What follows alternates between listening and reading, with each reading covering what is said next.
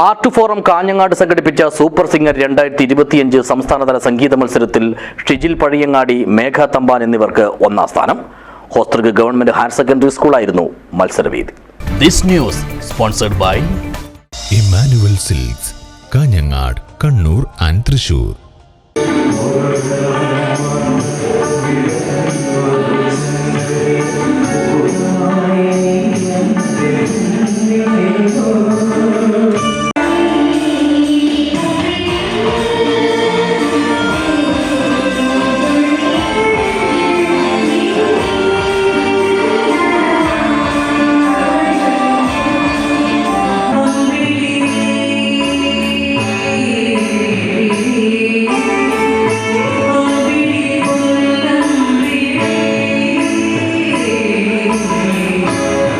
ആയിരത്തിലധികം കാസർഗോഡ് ജില്ലക്കാർ അംഗങ്ങളായിട്ടുള്ള കേരളത്തിലെ തന്നെ ഏറ്റവും വലിയ സാംസ്കാരിക കൂട്ടായ്മയാണ് ആർട്ട് ഫോറം കാഞ്ഞങ്ങാട്.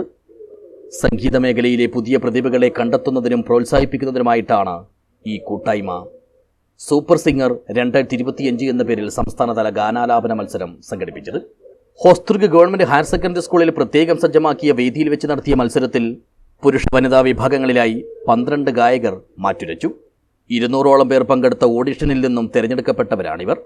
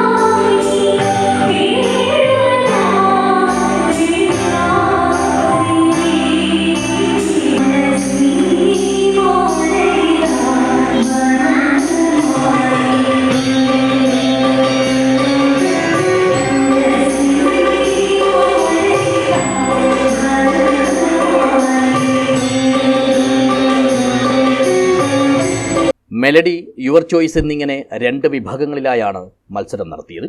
ഇതിൽ ശ്രുതിമധുരമായും തങ്ങളുടേതായ ശബ്ദ സൗകുമാര്യത്തോടെയും ഗാനങ്ങൾ ആലപിച്ചാണ് പഴയങ്ങാടിയിലെ ഷിജിലും മേഘ തമ്പാനും ഒന്നാം സ്ഥാനങ്ങൾ സ്വന്തമാക്കിയത്. ഷിജിൽ ഹരിമുരളീരവം, മായാമയൂരം, പീലി നീട്ടിയോ എന്നീ പാട്ടുകൾ പാടിയും മേഘ സൂര്യകാന്തി, സ്വപ്നം കാണുവതാരെ, ശരപ്പൊളി, മാലചാർത്തി എന്നീ പാട്ടുകൾ പാടിയും വിധികർത്താക്കളുടെയും ഒപ്പം ആസ്വാദകരുടെയും മനം കവർന്നു. പുരുഷ വിഭാഗത്തിലെ 1ഉം 2ഉം സ്ഥാനങ്ങൾക്ക് യഥാക്രമം ഗീതിചന്ദും ശ്യാമരയും, വനിതാ വിഭാഗത്തിലെ 1ഉം 2ഉം സ്ഥാനങ്ങൾക്ക് സയന മീത്തൽ, അമ്പിളി എന്നിവരും അർഹരായി. ഗണേഷ് നീലേശ്വരം, ശുഭൻ ശുഭരാഗം, PV ബാബുരാജ്, സോമസുന്ദരം, M ഹനീഷ്, ഹരി ശ്രീധർ എന്നിവരാണ് പശ്ചാത്തല സംഗീതം ഒരുക്കിയത്.